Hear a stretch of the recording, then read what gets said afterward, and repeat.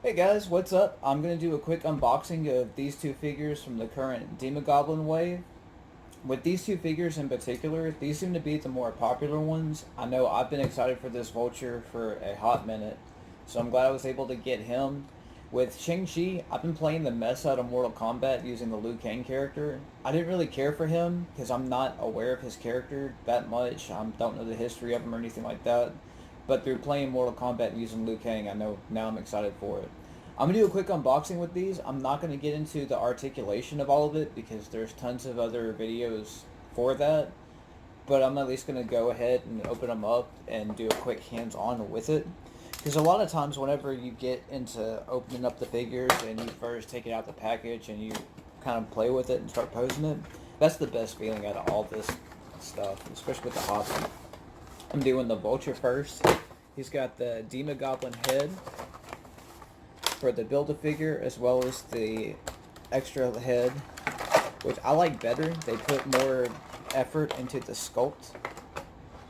Huh, that's weird. Mine already has like this little rip. Hopefully this isn't like a figure that's been returned.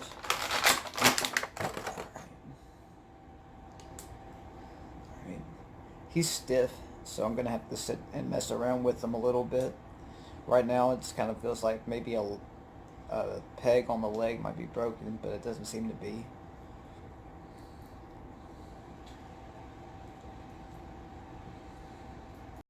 Now they do have I've seen some videos where it's kind of a discussion on if it's a variant or a running change where the pegs on the back for the wings, like if you watch the Shartimus video where he does his review of it, the peg for the wing is on the back of his arm towards the shoulder joint versus some of the different ones now are on the back of the tricep.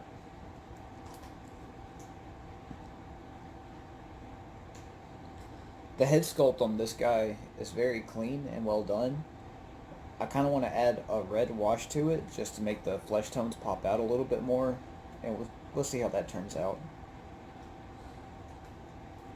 But mine in particular happens to be very stiff. I don't know if you can see this well,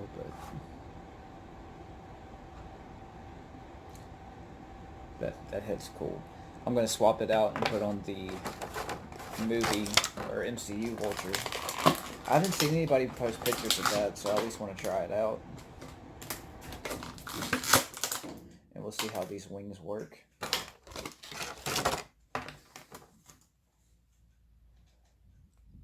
Just pop in.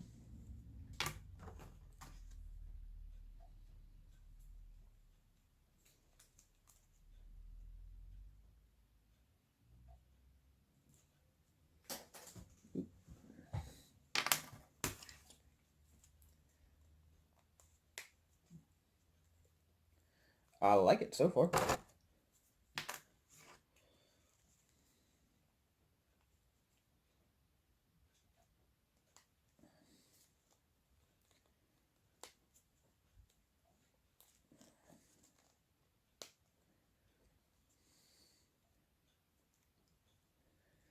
I wish I would have known I would need to heat up the arms because his arms are so stiff. I can't hardly move it much. So that's going to take some messing around with. But the wings on it as the accessory are really awesome. They're sculpted well. And I like the flow of it. You might need to add some glue or some tack to get it to stay in place a little bit better. But it's pretty cool.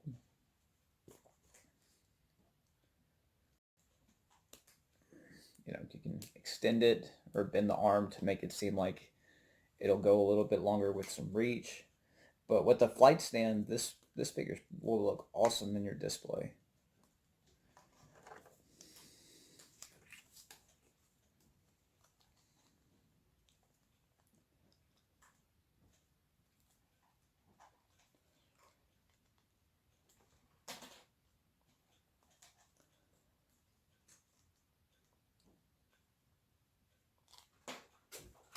All right, those I'll have to mess with those portions later.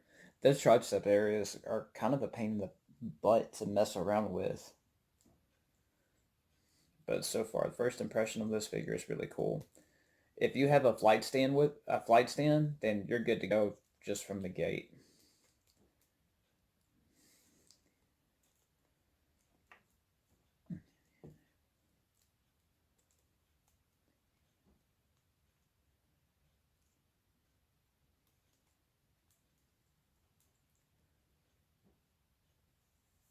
This figure is actually awesome. Right now, he's probably one of my top contenders for going to be a figure of the year for 2020. I don't think anything's going to beat Doom, but for what he is, this figure's awesome. So I'll hurry up and hop into this Shang Chi.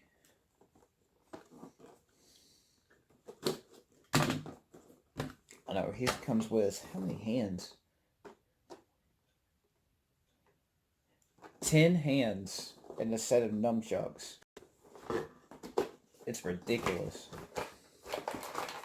So I'm not sure if he's so great because of all the options you have. With look at all these hands.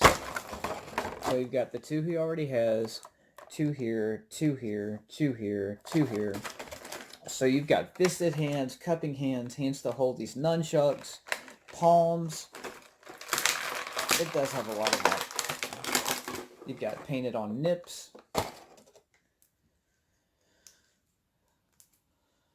So check this out. Now, I've seen a lot of people start looking for the superior Auk.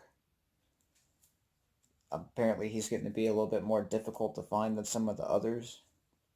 Now, on this wave, I'm going to pass on the White Rabbit. I don't want that figure. I don't care.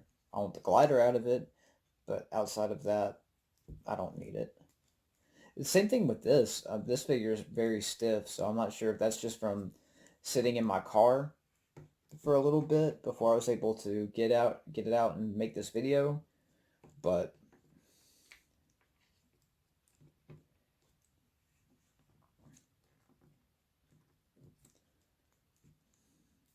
yeah, he's pretty cool.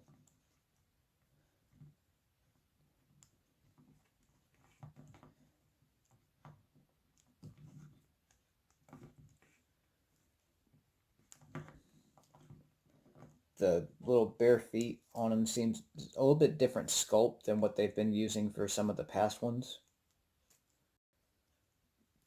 I've seen where some people have taken a Brother Voodoo figure because he has gold gauntlets that are removable and you can take it off and add on this character.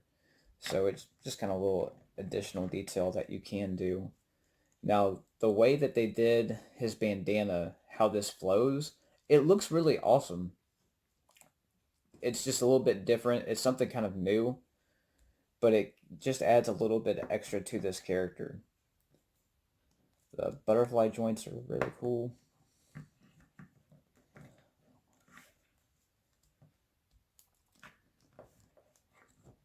If you're a mint on card collector, you could probably pass on this one because unless you're gonna open him up and pose him and do things with it, he's just gonna sit on your shelf and it decreases the value of what it is.